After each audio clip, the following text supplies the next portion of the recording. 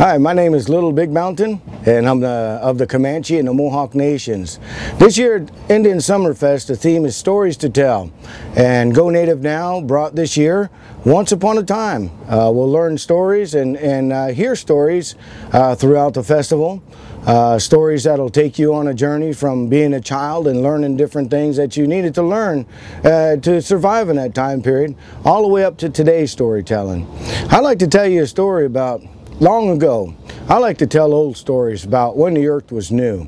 Of course, when the earth was new, all the animals and the human beings, well, we can talk to each other. We understood each other because things were very new back then.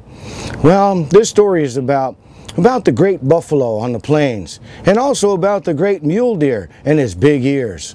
Now, long ago, when man started to use buffalo to survive, and they survived by eating the meat, by making the homes out of the hide of the animal. The raw hide was used for many different tools, the bones of the animal, a lot of different uses out of one buffalo. But when the buffalo in the beginning was such an abundance, our young warriors, instead of utilizing every part of the animal when they killed it and being very respectable, well, they started to be disrespectful. They started to take only the good things from the buffalo, like the tongue. Yeah, that's good eating right there. Well, you see, when the Creator looked down and he seen this, he said, I'm going to have to teach them a lesson. They have to show the respect of the earth and everything on it. Otherwise, well, that just messes up that cycle of life. Well, one day the buffalo disappeared. No longer did you hear the rumble of the herds as they ran through the prairie. No longer did you hear them snorting and butting heads when they were fighting and playing.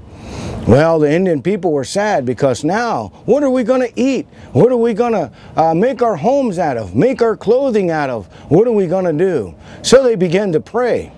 Well, they were praying one night, and the mule deer heard them with those big ears.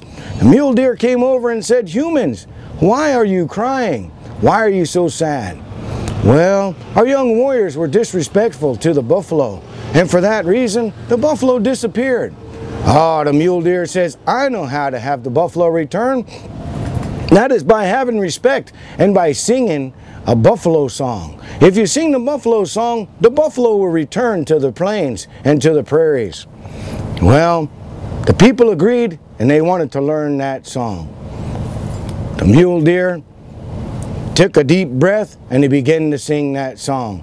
Ha-yo-ga-na, ha-yo-ga-na, ha-yo, ha-yo-ga-na, hey-yo, hey-hey. Everybody listened to that song, and they listened to the thunder of the buffalo. Buffalo did not come. Mule deer says, "You must sing louder so the buffalo can hear you."